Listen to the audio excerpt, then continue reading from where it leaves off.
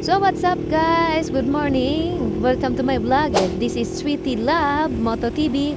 Ayan, pupunta ngayon kami sa charity ng Team Spoiled. Ayan, sa barangay Kayanlog, Calamba City. Ayan. So, atin kami ng isang charity doon. At talagang para naman ay makapagbigay tayo ng tulong sa kapwa nating nangangailangan. So, andito na kami ngayon sa covered court para maghatid ng tulong dito sa ating beneficiary.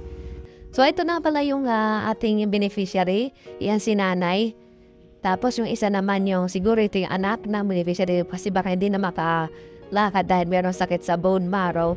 Yan, kasama yung apo ni nanay. Ayan na po ako, nakikita niyo po, nakipagkwentuhan po ako dyan sa mga staff. At ito naman po yung siguro ito yung presidente ng Team Spoiled. Sila po yung nag-conduct ng charity para matulungan ito sila nanay at yung ang isang beneficiary natin. Western Bigutan and kay Ma'am Sweetie Love and ibang alliance sa grupo nyo. Salamat po sa suporta sa aming kauna-unahang charity event dito po sa Calamba. And huwag po kayo mag-alala, babalikan din namin kayo pag kayo nag-charity event. And God bless po sa inyo. Ano po, huwag po tayo magsawang tumulong. Ayan. Per Villegas po ng Calamba. Alright, ito mga sticker si Carlo, Mark, ito si Andrea andyan, ito, sticker pa, sticker. Ayan, sige, ayan, okay, may pahabol pa, si si Carlo, ayan, at saka sila ba to, ito si Hords. Alright. Hello guys, good morning po. Ako nga pala si Jefferson Villegas Pameronag, aka Eper na lang po. Dito po sa Team Spoiled, Calamba Branch, Laguna Chapter. Ayan. Nag-conduct po kami ng charity ngayon para makatulong sa dalawa nating beneficiary, which is sila ay may breast cancer and then may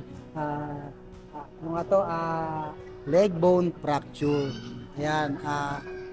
Bakit nga po ginagawa namin to? Minsan napapaisip din ako kasi talaga namang wala naman talagang mapapala Pero yung hindi namin maipaliwanag na nararamdaman na yon ang hindi talaga pwedeng mabayaran ng ano pa man. Talagang nakakagalak sa ating kalooban na tayo ay nakakatulong kahit nasa ganitong sitwasyon tayo. Kagaya ko bilang isang tricycle driver, nakakatulong tayo ng ganito sa mga ganyang tao. Diba? Isipin nyo, yung iba nga dyan nakakangat, nagagawa pa nila yan. So, sobrang salute po sa ating mga riders, mga kagulong na nakakagawa ng ganitong event at nakakapagpaabot ng tulong.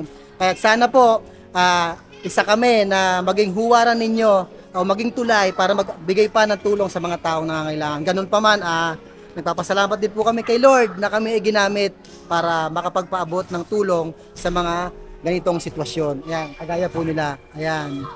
At saka sa mga kapwa namin riders, huwag kayong magsasawang magpaabot ng tulong.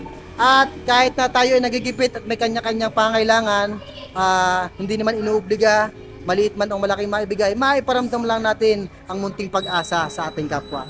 Ayun lang po at maraming salamat po sa inyo and God bless po. Bakit naghubalan?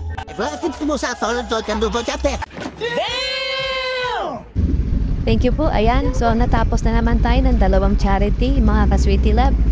So kita-kits tayo sa mga susunod pang mga event at salute po sa inyo, mga ka-Sweetie Love. Bye-bye!